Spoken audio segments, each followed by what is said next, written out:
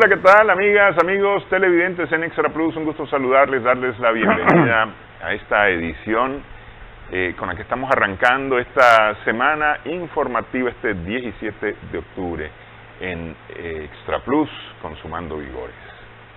Se han cumplido 11 años de el asesinato del líder libio Muammar Gaddafi o Gaddafi, dependiendo de la pronunciación. Yo lo conocía como Gaddafi, con K, pero lo he visto con G, Gaddafi, que es como más comúnmente se le ha identificado. Está con nosotros el ingeniero Bayardo Altamirano, para hablar un poco acerca de este hecho que está muy relacionado con lo que vivimos hoy día. Es decir, allá en aquel momento se armó una cacería. Primero se armó una guerra, un conflicto, se creó un conflicto en Libia, un país compuesto de varias tribus, y se alentó un pleito entre tribus. Se alimentó principalmente desde Francia, pero era Europa, Estados Unidos, la OTAN metido directamente alimentando este conflicto, que termina derrocando al presidente las Gaddafi. Empresas petroleras de los Estados Unidos, sí, para meterse por el petróleo. Para meterse por el petróleo, pero además para deshacerse de Gaddafi, pues, porque la verdad es que Gaddafi era un dolor, una piedra en el zapato de Occidente, de alguna manera, y como se dice popularmente, se la tenían jurada. Se la tenían jurada a Gaddafi, y se la tenían jurada de tal manera, y quería referirme así muy rápidamente a esto, que mandaron y gozaron, hicieron fiesta. Hicieron fiesta, es decir, viendo la imagen de la sodomización de Gaddafi con un cañón de un fusil. Sí. Lo sodomizan, y entonces está la secretaria de Estado Clinton, Hillary Clinton, está viendo en vivo la imagen y gozaba y aplaudía y le hacía y se sonreía, viendo esa imagen, que yo no sé si fue que lo ordenaron, pues, porque, es decir, a esa reacción yo imaginaría, háganlo, la orden. Porque ellos están dirigiendo paso a paso. Mira, toda la si no lo ordenaron, sí, no hicieron nada por detener la barbarie de los que estaban masacrando el cadáver. Sí, sí. No hicieron absolutamente nada. Absolutamente. Entonces, y bueno, pero bueno, estos se llenan la boca hablando de los famosos derechos humanos que son solamente para ellos. Así es. Decir, a ver, yo te pego, pero vos no me podés pegar porque eso se llama agresión. Pero si yo te pego es por hacerte el bien, porque estoy peleando por tu libertad, por tu democracia, por tu liberación. Mirá, si vos te defendés, sos un terrorista. Y ahí viene el lawfare. Sí. Yo te puedo hacer, pero vos no me vas a hacer a mí. Y no te acepto el organismo internacional, porque no van a la Corte de la Haya, no se presentan, desconocen. ¿Y qué pueden hablar de que respetan los derechos? Porque los irrespetan totalmente y no hay corte que valga. Esa es una verdad. Sí, sí. Pero bueno, a ver, hablemos rápidamente de Gaddafi. A Gaddafi se la tenían jurada, y se la tenían jurada por aquel famoso atentado en territorio escocés, ¿verdad?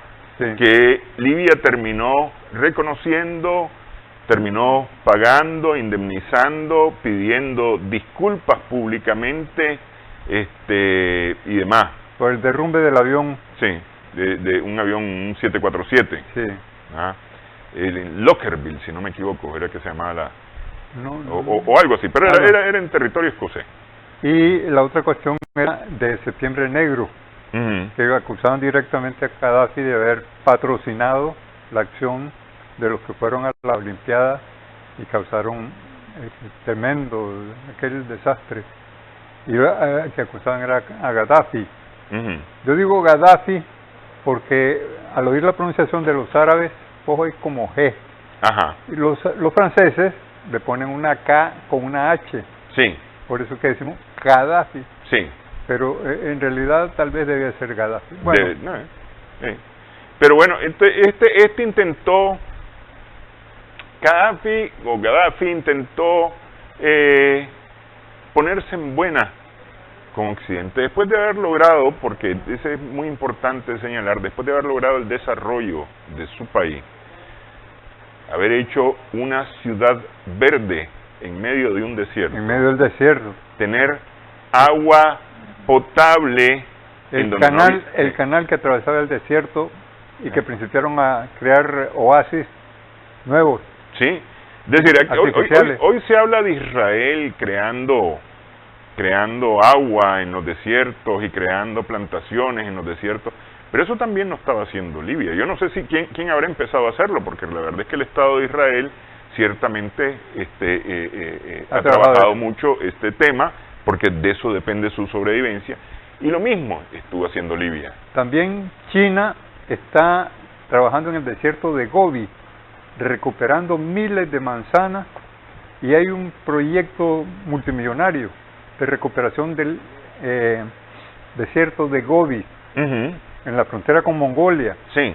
Y eso va a ser muy importante para China, porque son miles de hectáreas que se van a poner para nueva agricultura, más producción de alimentos. Sí, sí. Pero bueno, ya vamos a tocar China, porque China tiene una cantidad de cosas importantes que hay que resaltar ahorita. Pero lo que voy es que Gaddafi intenta ponerse de buenas con Occidente. ¿Sabes el mayor error? Sí. Los capitales de Libia los manda a guardar en bancos franceses. Y aquellos están esperando la destrucción de Libia para apoderarse de todos los recursos de esa nación. Se los robaron. Lo que no hicieron con Venezuela. Porque en Venezuela no esperaron a destruir a Venezuela para robarle se la robaron desde antes. Y el oro que está en Reino Unido. Sí. Pero entonces lo siguen, es decir, lo siguen hasta matarlo, aniquilarlo y dejar en ruinas, porque la verdad es que está en ruinas Libia. Un caos total. Sí. Una tribu hace una cosa, otra tribu hace, y hay bandos perennes. No es una nación, está desbaratada. Y se ha creado un verdadero conflicto, principalmente para Europa, que ha sido Francia y Europa en lo general promotores de lo que ocurrió en Libia. Y de alguna manera es un boomerang que se les ha devuelto, porque es decir, son los puertos libios desde donde sale la migración africana hacia Europa. Así es. Cuando estaba Gaddafi, el nivel de empleo, el nivel de vida altísimo, no había necesidad para ellos de salir de su país. Pero cuando lo desbaratan, ahora son las grandes corrientes migratorias libias hacia Europa. O sea que tampoco los tratan bien. Los tratan tan mal como tratan a los latinoamericanos en la frontera de México. Pero las consecuencias de esa destrucción del país las han venido a revertir, como decís vos, a toda la Unión Europea, Italia, España, básicamente. Ahí están, sí. ¿Y qué hizo Gaddafi? ¿Qué fue lo que hizo para caerle tan mal, para ser tan indeseado por Occidente? Bueno, yo lo primero que encuentro es el discurso que él pronuncia en la ONU, donde tal vez es el primero que ataca la hegemonía y el derecho a veto de ciertos países, cuando él dice aquí todos somos iguales, deberíamos tener todo y nadie debería tener veto, porque si se toma una decisión, y yo te pongo el ejemplo de las 138 veces que se ha dicho suspender el bloqueo a Cuba, todas las naciones de acuerdo, y no se mueve un dedo porque Estados Unidos veta la decisión. Entonces el veto es perjudicial. Pero más que vetarla, tal vez, es decir, es que porque esa es decisión de la Asamblea General, y yo creo que en la Asamblea General no No hay veto en el Consejo de Seguridad. Consejo de Seguridad. Pero simple y sencillamente se pasa por el fundamento la resolución. La resolución. Sí, le vale un pepino. Se limpia, como se dice popularmente, se limpia con la opinión de todo el mundo. Aquí lo que vale es mi opinión, nada más. Sí. Porque hubo un momento en que solamente era Estados Unidos e Israel los que votaban. Ahora creo que Guatemala también está votando a favor de Estados Unidos. Me parece que ahora está alguien más. Sí. Ellos van tratando de captar. Sí. Pero denuncio otra cosa. Se han hecho 65 guerras que supuestamente la ONU las patrocina. La primera, la guerra contra Corea. ¿Qué interés tenían los demás países en que los Estados Unidos pelearan contra la república, que no dejaran que se formara una república popular Corea? Entonces era un mal uso que Gaddafi lo denuncia ahí. Esa fue que le restregó las verdades en la cara.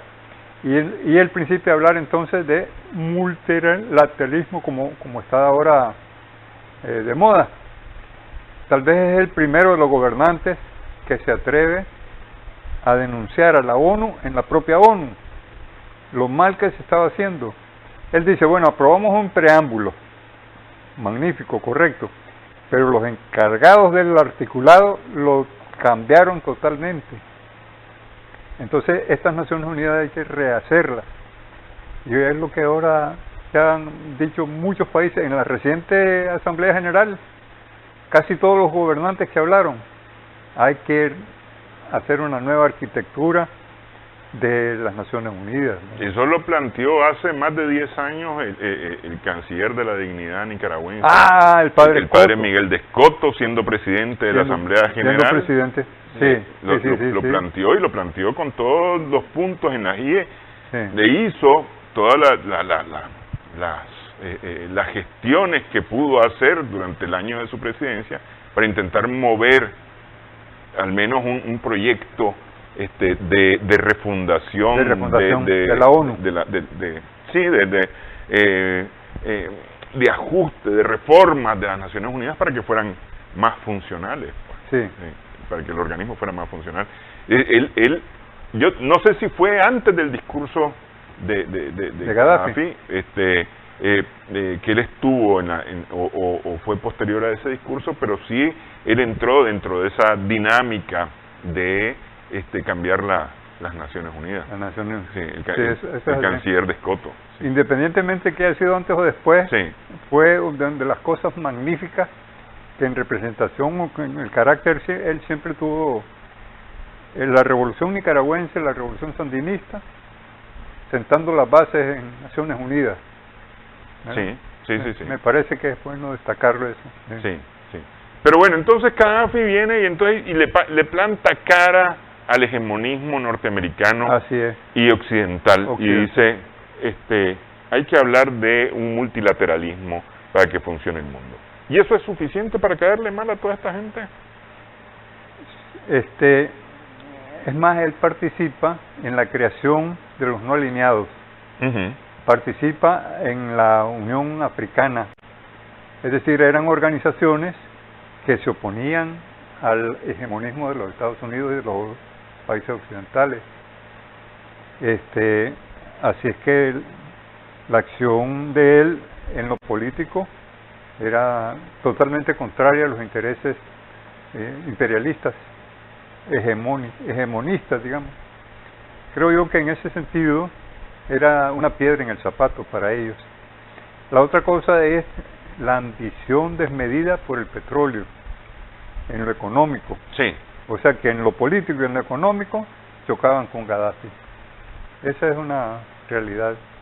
Por eso es que doña Hillary celebra tanto aquella atrocidad que hacen con el cadáver de Gaddafi y con el hijo de Gaddafi que lo acompañaba. Sí. Uno de los hijos de Gaddafi acaba de participar en las elecciones, me parece. En las elecciones que no ganó, pero sí estuvo participando años después de la muerte de su padre. Pero bueno, él plantea entonces multilateralismo. ¿Qué de esto de los planteamientos de Gaddafi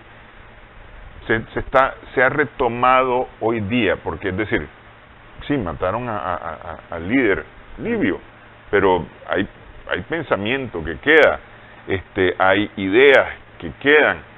Estas ideas de hablar de multilateralismo, de hablar de refundación de las Naciones Unidas, tienen eco hoy día. Hay alguien atendiendo esto. Dejo la pregunta para después de una pausa.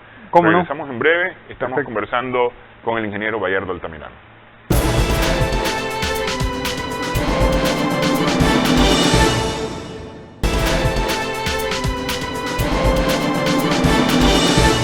Continuamos sumando vigores en Extra Plus.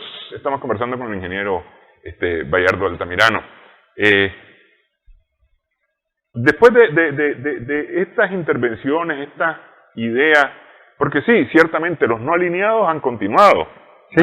Nicaragua se integra después de 1979 al movimiento de países no alineados y participa aún hoy día en el movimiento de países no alineados que no reconocen los hegemones. Por lo menos allá en los 80 no reconocían los hegemones de aquel momento y no se supeditaban a ninguno de los hegemones de ningún momento y desde aquel momento y hoy de los que existen actualmente. Así es. Estos son los que estarían más de acuerdo con el multilateralismo, con un mundo polihegemónico, polarizado, despolarizado, más bien, es decir, con muchos polos, tal vez. Multipolar. De ahí salen, por ejemplo, los países que integran actualmente el BRICS. El BRICS. Porque está Sudáfrica, por ejemplo, que se integró más tarde al movimiento de países no alineados, la India. Brasil, que se integra en un momento con Lula a los no alineados. Y ahora Argentina tocando la puerta. Y está Argentina ahora tocando la puerta. Pero ¿quiénes han seguido a Gaddafi en esta línea? ¿Rusia sigue a Gaddafi o es un planteamiento propio ruso?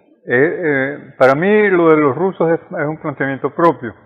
Y la de los árabes, yo no sé por qué, como vos decís, en la Liga Árabe no se hace nada, porque deben ser continuadores de las ideas, de lo positivo que fueron las aseveraciones y las propuestas que hizo Gaddafi, pero no, le echaron al olvido.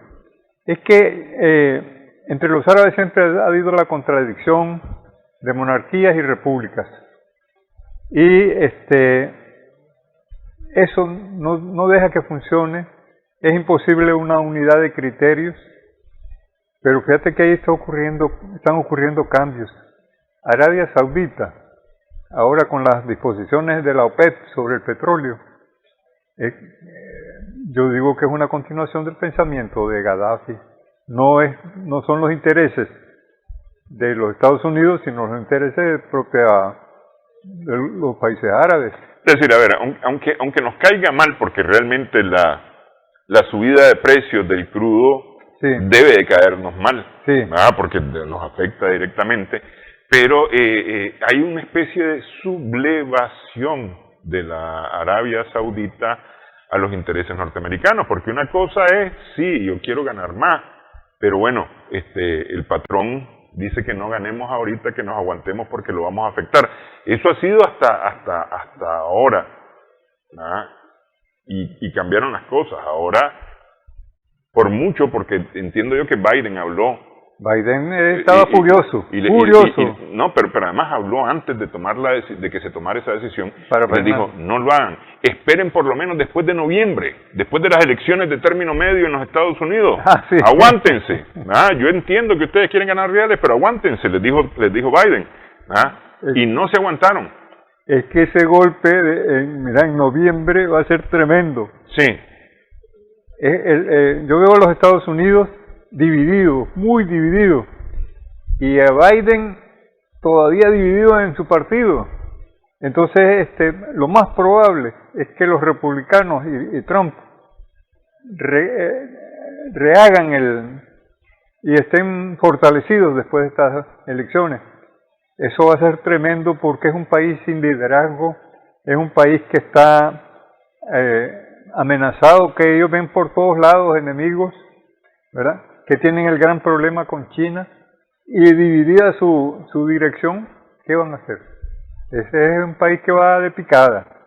Por ejemplo, el dólar cada día está sufriendo los embates y va para abajo, y ya hay un montón de países que dicen, no, vamos a negociar en nuestra propia moneda, que es una consecuencia directa del multilateralismo. Si la India dice, yo le compro a Rusia en rublos, entonces ya es un golpe serio para la economía de los Estados Unidos y para sus intenciones políticas, y para Biden, que cada vez está más en el aire. No, está como nunca la situación internacional presenta una serie de facetas en que los Estados Unidos están cayendo a pique. Esa es la lectura. Y la barbaridad que están haciendo en Ucrania, ellos están haciendo una guerra contra Rusia, ocupando a los ejércitos de Ucrania, dándole armas, tirándolos. Digamos que es como alguien que ocupa el ejército ucraniano para que le haga los mandados, para que le haga el favor de luchar, y yo te doy las armas y que te maten y que te hagan y luego, bueno, es una hipocresía. Nunca he visto yo que procedan con tanta hipocresía. Han sido hipócritas, ¿verdad? Pero ahora se han exacerbado, porque hay una multitud de cosas en que vos ves hipocresía, crueldad, sacrificar a un país. Es más, la operación, cuando inicia, Putin la lleva al suave, no para destruir a Ucrania, sino dice concretamente para que no estén los batallones nazis. Y ellos no, pues sencillamente están los batallones nazis, bombardean las ciudades, hagan lo que quieran, y caen al terrorismo también. Volarse el puente de Crimea, y por el puente, ese puente, estaba saliendo el grano que los ucranianos iban a vender, tanto para solucionar problemas de alimentación europeos, como para tener ingresos ellos. Y vos decís, bueno, estos están locos, totalmente, es un disparate, ¿no? Así es que eso es lo que estamos presenciando. Lo de Gaddafi lo han dejado atrás, lo han dejado como en el olvido, no lo retomaron, ni los árabes ni los africanos.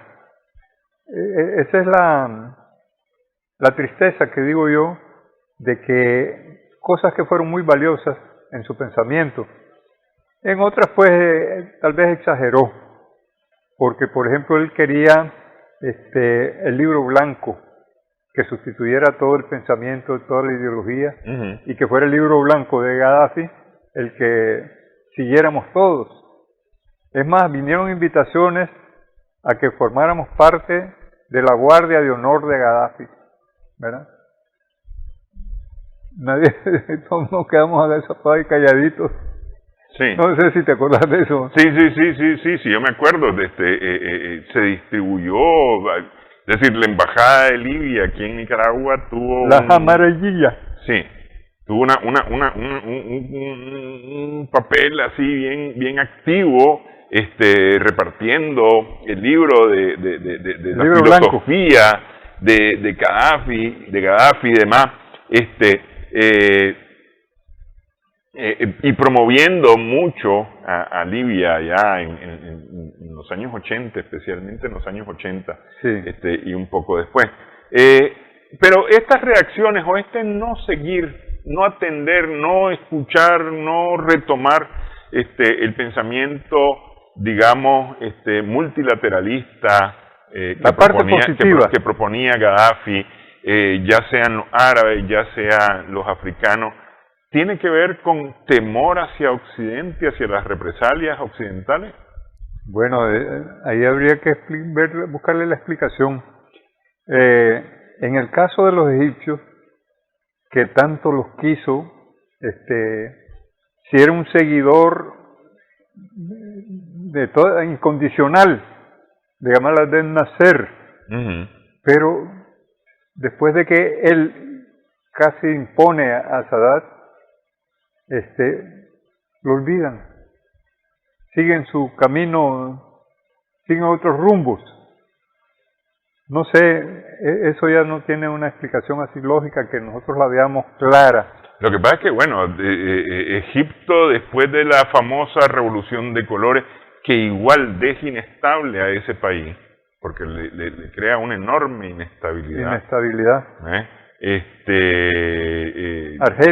Argelia igual, es decir, por lo menos ahí en el norte de África hemos visto un movimiento de Occidente en la desestabilización de los gobiernos y las culturas autóctonas, digamos, destruyendo, desorganizando, creando caos. Yo supongo que ellos se saben y utilizan muy bien el dicho aquel, río revuelto, ganancia de pescadores. A lo mejor esa es la idea, porque efectivamente, es decir, a ver, ¿quién controla el petróleo libio? Si no son los libios los que lo controlan. Ya no. Es decir, esa es ganancia de las petroleras transnacionales. Sí. Esa fue la parte de felices, encantados de la vida. Y ahí hay otra situación que tal vez pudo haberla retomado Al-Qaeda. Pero es que Al-Qaeda era un pensamiento demasiado islámico y no le dio mucha pelota al pensamiento de Gaddafi. Entonces se quedó en el aire. Los que seguimos el marxismo, porque el marxismo nos satisface y no es que viniera a sustituirlo el pensamiento de Gaddafi, ¿verdad?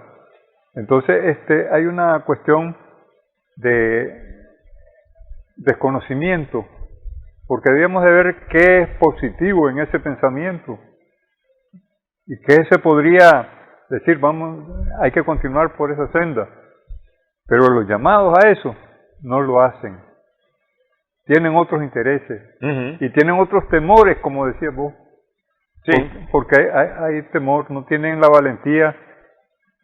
Si vamos a reconocer el pensamiento de Gaddafi, entonces vamos a enemistarnos con los que han tenido la hegemonía, ¿verdad? Entonces, por ahí van las cosas, así tenemos que verlo. De todos modos, hace 11 años del asesinato de ese gran líder, como de otros grandes líderes que ha dado, ¿verdad? Pero en especial, yo creo que a nosotros nos trató muy bien. Cuando triunfa la Revolución Popular Sandinista, inmediatamente el apoyo de los libios. Y yo me acuerdo de varias delegaciones que fueron a visitarlo y los trató de maravilla. Él quería impulsar el desarrollo de Nicaragua. Yo en ese sentido creo que deberíamos ser agradecidos, porque al que te ayuda, al que te da la mano, pues no podés olvidarlo. Sí. No, yo recuerdo especialmente el inicio de los 90, el apoyo del presidente Gaddafi a la gestión que hace el presidente Ortega, o el expresidente Ortega en ese momento, que está procurando, junto a otros líderes mundiales, está procurando detener la guerra en el Golfo, la invasión de Irak. Está procurando en aquel momento, y luego que aquello no vaya a desbordar en un conflicto de mayores dimensiones. De mayores dimensiones. Y allí estuvo Gaddafi involucrado también, apoyando esas gestiones. No sé si conociste a Chester Simpson. No. Que fue nuestro embajador en Libia. Ajá. Lo trataron a cuerpo de rey, siempre tuvo todas las mejores condiciones como diplomático para hacer su trabajo, su labor. Y platicaba, nos contaba él del cariño que tenía Gaddafi por la revolución nicaragüense. Sí. Había un tratamiento especial para Nicaragua. Ok, menciono marxismo y inmediatamente me trasladé a China este fin de semana a propósito de marxismo. Si quiere, hablamos de esto que tiene relación, está justamente, son hechos concatenados con lo ocurrido hace 11 años, es decir, es la continuidad del pensamiento del multilateralismo, del mundo multipolar. Regresamos en breve.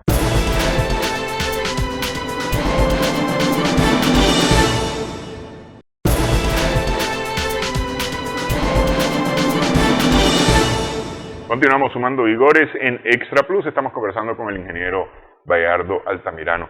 Este fin de semana, y este fin de semana arrancó el 22º Congreso del Partido Comunista. Vigésimo, es decir, el número 20 Congreso del Partido Comunista en China. Se realiza en principio cada 5 años porque lo que hacen es una revisión de los planes quinquenales de la nación. Revisan los 5 anteriores. Revisan los 5 anteriores y la perspectiva de los 5 nuevos. Es correcto. Y yo decía que el tema del marxismo, porque me llamó mucho la atención que en la declaración inicial del Congreso hablan del marxismo y de que su política, su pensamiento está basado en el marxismo adaptado a la realidad china. Con características chinas. Sí, así. Y lo mencionan así, con esas palabras. Por eso me llamó mucho la atención, porque la verdad es que, ¿Y te acordás de Ricardo Morales? Claro, es que dijo exactamente, sí. Marxista con pensamiento nicaragüense, con historia de Nicaragua. Así es, y es lo que a mí me parece, que las teorías, es decir, la teoría político-económica que plantea Marx y que plantean Engels, son teorías aplicables a las realidades, no como el neoliberalismo, que el neoliberalismo sí fue dogmático y se implementó de forma dogmática, no importaba cuál fuera tu realidad, tenías que hacer esto. Esta receta. Es decir, una cucharadita de azúcar, media cucharadita de pimienta, una hoja de laurel y ya está. Es decir, así tenía que ser el asunto. Como receta de cocina. Como receta de cocina. Y si no, te quedaba mala comida, pero de todos modos que aquí quedó mala comida con ese pensamiento. No, el marxismo es aplicable a las realidades. Y eso es lo que dicen los chinos al iniciar este congreso. Solamente quiero referir rápidamente que buscando información, porque vamos a referirnos al Congreso y a lo que dice el Congreso en su arranque, porque el Congreso dura una semana, pero en información de Occidente no hay nada referido al inicio del Congreso que tenga que ver con el Congreso, tiene que ver con los temores que tiene Occidente y especialmente Estados Unidos de la popularidad del presidente, por un lado, pero además del éxito que ha tenido los últimos programas de desarrollo chino, que llevan hoy a China para empezar a significar el segundo lugar, o el segundo nivel del PIB mundial. Ya está pasando, este año creo que pasan ya a ser el primero. Pasan a ser el primero. Representan el 20% del PIB mundial.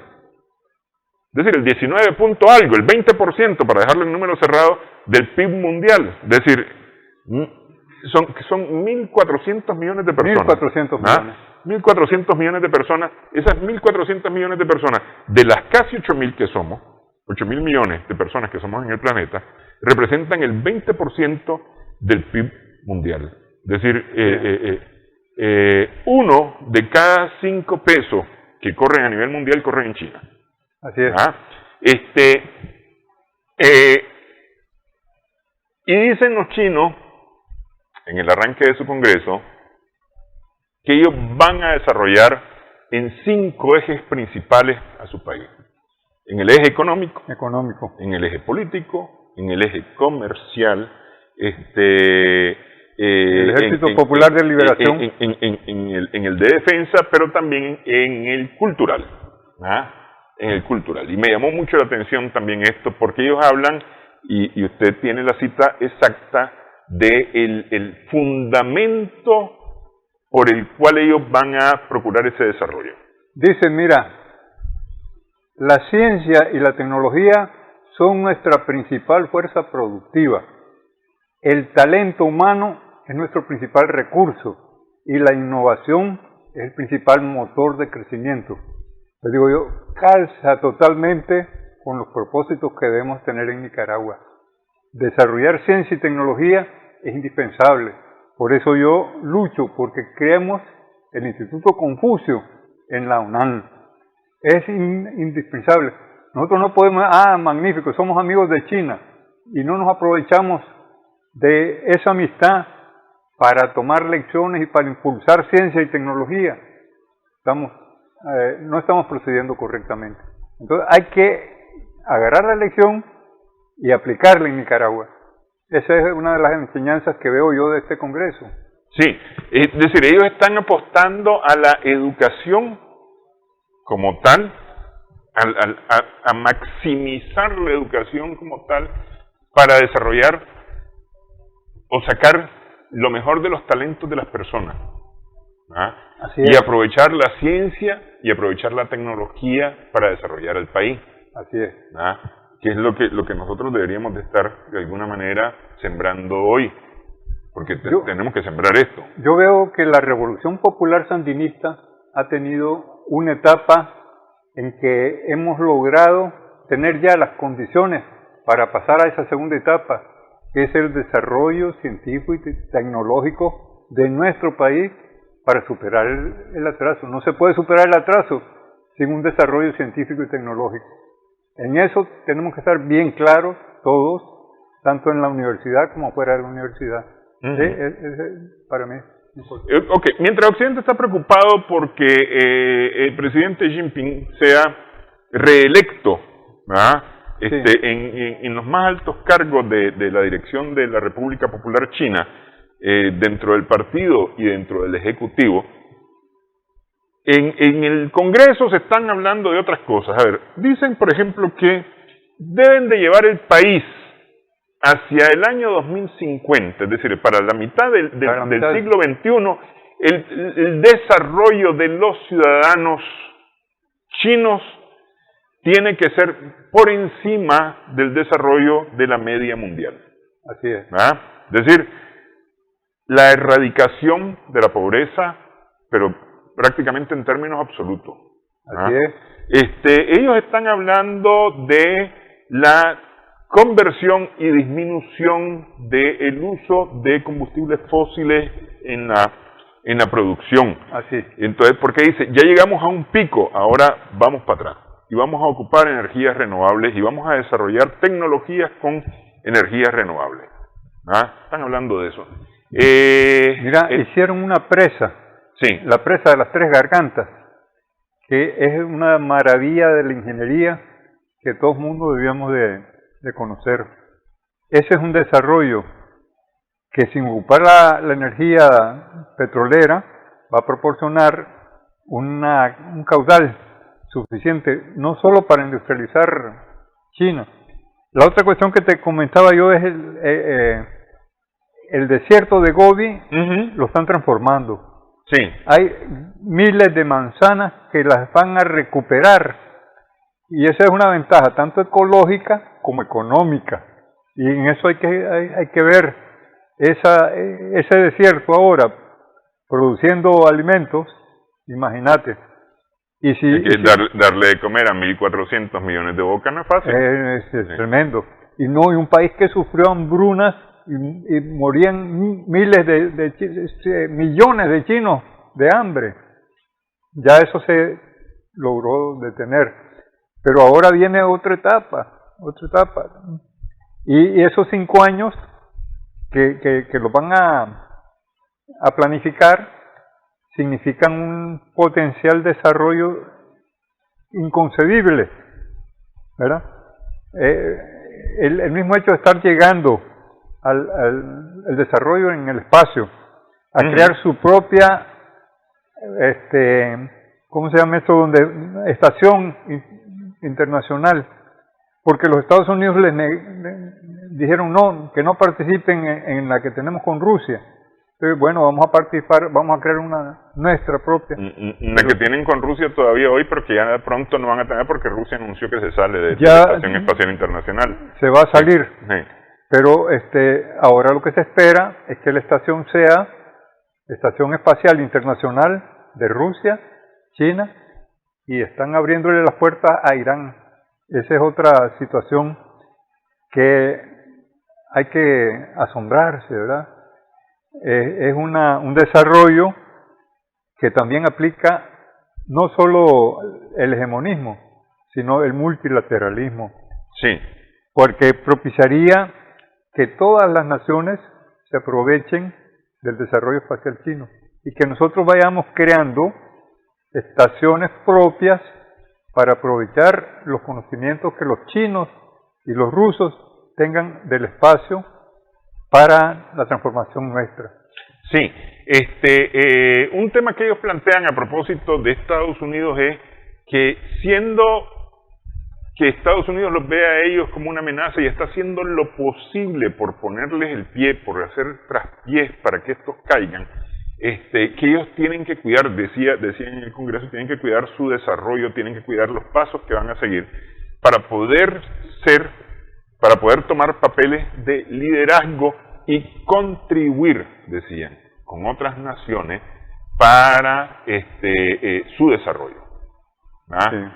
Y a propósito de otras naciones, hablaban de la reunificación que eventualmente tiene que darse de toda la China. ¿Ah? Así es. Y decía el presidente Xi Jinping... Por medios pacíficos. Sí, pero decía el presidente Xi Jinping que eso no significa que aunque se va a tratar por los medios pacíficos y que, es decir, que se habla de la porque hicieron una alusión muy interesante, porque dijeron, Taiwán nunca se ha declarado independiente. No. Nunca ha dicho, somos una república independiente ni nada de esto. Ha reconocido, hasta el gobierno actual, ha reconocido una sola China, 2 modelos distintos, ¿no? Hasta el gobierno actual, digo, en que el gobierno actual de Taiwán está trabajando o está permitiendo que los intereses foráneos se metan. Y entonces dijo el presidente Xi Jinping, vamos a buscar cómo hacerlo.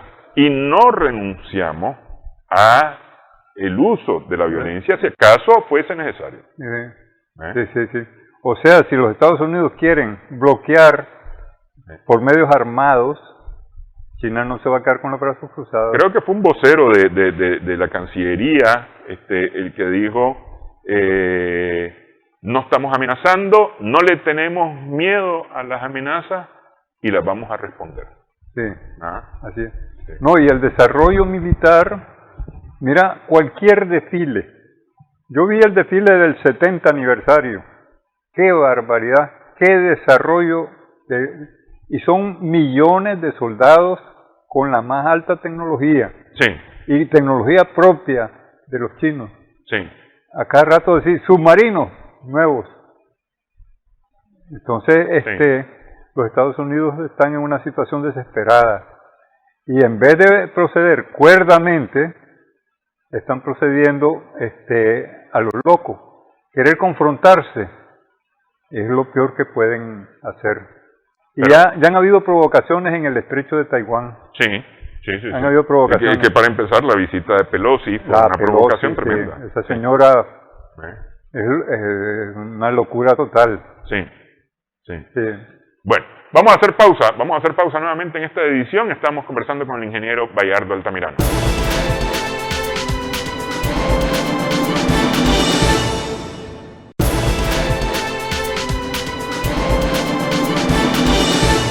Seguimos sumando vigores en Extra Plus.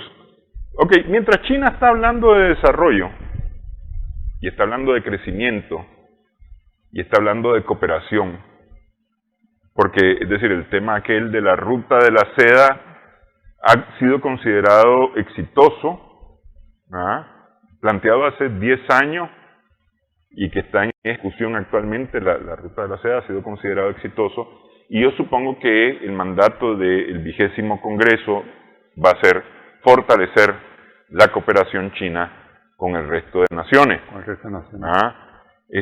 Una cooperación que tiene que ver con un trato ganar. Igualitario. Gana el país que recibe la cooperación, pero al mismo tiempo gana China. Ganancia mutua. Sí. Entonces ellos vienen, una comisión china, se reúne con una comisión nicaragüense, por ejemplo, y principian a ver qué podés producir vos que le sirva a China, y China en qué te va a proporcionar para que vos me... Entonces es beneficio mutuo. Sí. Ganancia de los dos. Sí. Pero eso tiene que ser muy bien estudiado.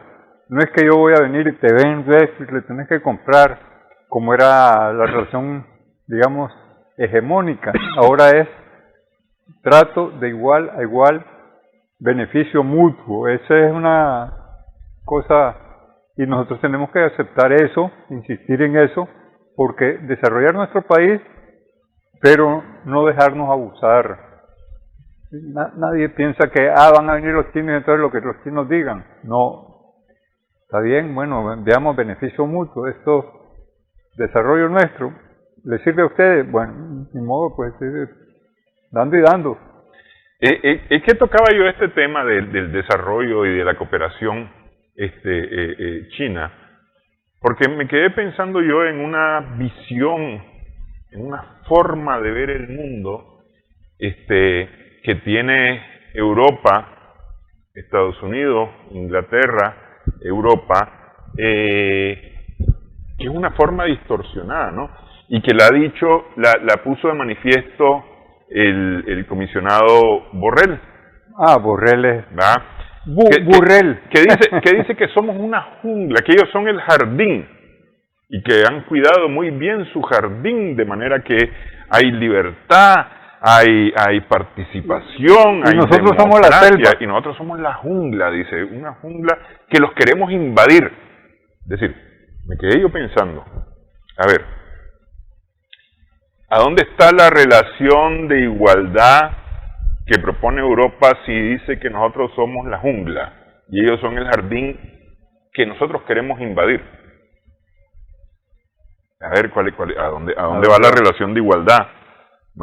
Es decir, ese es el pensamiento de Estados Unidos, que todos odiamos a Estados Unidos y lo queremos destruir, que es lo que el poder, y cuando me refiero al poder hablo del poder económico, el poder político, el poder mediático, le dicen a la población de los Estados Unidos que todos somos enemigos de los Estados Unidos y que los odiamos, que los envidiamos, que no los queremos y que los queremos invadir. Entonces lo mismo está diciendo ahora el señor Borrell. Entonces me quedo yo, ¿a dónde está la cooperación? ¿A dónde está ese deseo de trato igualitario si vos, que estás en la jungla, debes de ser un ser no civilizado, entonces, y por lo tanto, como no civilizado, te voy a tratar con el garrote, probablemente. Es decir, viendo ese pensamiento del señor... Probablemente orangutanes, somos orangutanes. Sí, enjaulados, tratados con dardos, claro. Alguna cosa de esa, pues, bajo esa óptica que tiene el señor Borrell. Pero mira, qué triste papel en el que ha caído Europa. Son los Estados Unidos los que dictan a través de la OTAN lo que se debe hacer. Pero no solamente la OTAN, a través de la misma Unión Europea, porque es decir, a ver, no compren gas y muéranse de frío. Imagínate. Porque... ¿Qué estupidez más grande? Y los gobiernos que aceptan esto, mira las rebeliones que hay en todos los países. Sí. Grandes manifestaciones, los tienen que tratar con gases lacrimógenos. En vez de elegir a los que están, buscan otros candidatos. En Italia hicieron una elección que prefirieron una mujer que se opone totalmente a la Unión Europea y por esa situación, ¿cómo van a tener desconsideración total hacia la población cuando viene una temporada fría tremenda en Europa? Los que hemos estado por allá sabemos lo que es ese clima, y si no tenés calefacción, habrá gente que muera de frío, principalmente de los menesterosos, de los pobres. Y entonces la gente ya se da cuenta, ¿cómo vamos a tener este gobierno que acepta esas condiciones? Las sanciones a Rusia han sido un boomerang. Te sanciono, pero al mismo tiempo me estoy metiendo un puñal. Y eso no puede ser. Y son los gobiernos, no son los pueblos. Mira las manifestaciones en Eslovaquia, en Praga, en Bratislava, pues por donde quiera, en Moldavia, en Francia, han tenido, en la propia Alemania, han tenido que reprimir la policía porque la población le dice, no, esta es la locura que están haciendo ustedes. Y eso se va a acrecentar en la medida en que avance el invierno. Hay un desbarajuste total en Europa. Entonces su jardincito, señor Borrell, no está el jardincito, sino es un caos permanente que ustedes han creado. Sí, porque es decir, él habla de un modelo bien justo, un modelo bien equitativo, una cosa bien bonita, es decir, porque no, cuando hablo de un jardín uno va a estar hablando de una cosa muy bonita, ¿no? Organizada, estructurada y además visualmente agradable, pero parece que no hay tal. No hay tal. Sí, es decir, no hay tal. En España, justamente a propósito del 12 de octubre, salieron manifestaciones fascistas, pro-nazi. Hay que recordar que Franco, fascista, la dictadura fue tremenda para España, y entonces ahí están hoy sus seguidores vivos y coleando, activos, protegidos además por las autoridades, con ese pensamiento de menosprecio hacia los otros, pues. No, hombre, con lo que han hecho con debían de Cataluña, en vez de tratarla con toda la consideración, si es la quinta parte de la economía española, sí, y los tratan, agarran y los tienen presos a los líderes porque piden lo que debían de federarse, de hacer una cosa parecida, pero no hay esa voluntad, sino imponer, como en tiempo de la colonia nos impusieron a nosotros sobre los propios catalanes.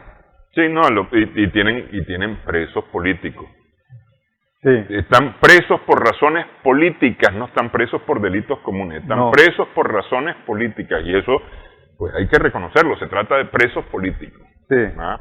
Y cuando uno tiene, dice, en el techo de vidrio no tira piedras para arriba. Sí. Pero bueno, estos tienen ahí presos políticos en el jardín. En el jardín de Borrell. Es tan bonito el jardín que hay presos políticos, y eso lo de las manifestaciones. Es decir, prácticamente toda Europa tiene tremendos problemas actualmente, por eso que usted mencionaba, el retorno de las sanciones a Rusia, con una inflación disparada prácticamente a niveles históricos, con un futuro invierno en el cual no hay garantías, porque me escuchaba a uno de los responsables de las reservas de gas, que decía que la única respuesta que hay a la pregunta si van a sobrevivir el invierno es que no hay ninguna garantía, porque las reservas no son suficientes. No, y la estupidez del sabotaje al Nord Stream. Nord Stream. Sí. Eso, ¿en qué perjudica a Rusia? Si Rusia ya no le va a comprar, ya no le va a vender.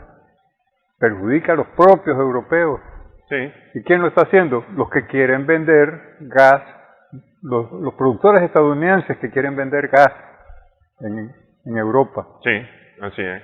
Así es. Y hay que recordar que el gas se disparó a partir de las sanciones, estaba más de $3,000, me parece, la tonelada métrica de gas, cuando no llegaba a los 500 antes de febrero, y Estados Unidos no la va a vender a 500 la tonelada métrica de gas, la va a vender al precio de mercado, es decir, a más de 3,000. Pagado en rublos. No, en el caso ruso, pero en el caso gringo, bueno, ellos van a vender en dólares, pero la van a vender a más de 3,000. Ah, sí, eso sí. La tonelada métrica. Y paralelamente el petróleo. Sí, porque no es un asunto de Estados Unidos solidario con Europa. No, ahí no hay solidaridad de ninguna clase. Son negocios son negocios, y aquí no importa si tu jardín es bonito. Sí, yo te voy a cobrar. Sí. Sí. Bueno, ingeniero, quiero agradecerle esta platicada. Sí, oye, hay muchos temas en el tintero, mano. Sí, hay varias cosas de las cuales el caso de la primera ministra de Gran Bretaña, del Reino Unido desunido. Pero también está el caso de la Italia misma, ver ese tema de la Italia con la ultraderecha que ha ganado total y arrasó en las elecciones italianas. Una partidaria de Mussolini. De Mussolini, sí. Imagínate. Sí. Bueno, ahí está el jardín. Vamos, gracias, ingeniero. Gracias a nuestras amigas, amigos. Gracias a vos. Sí, por su sintonía en esta edición, sumando vigores en Extra Plus.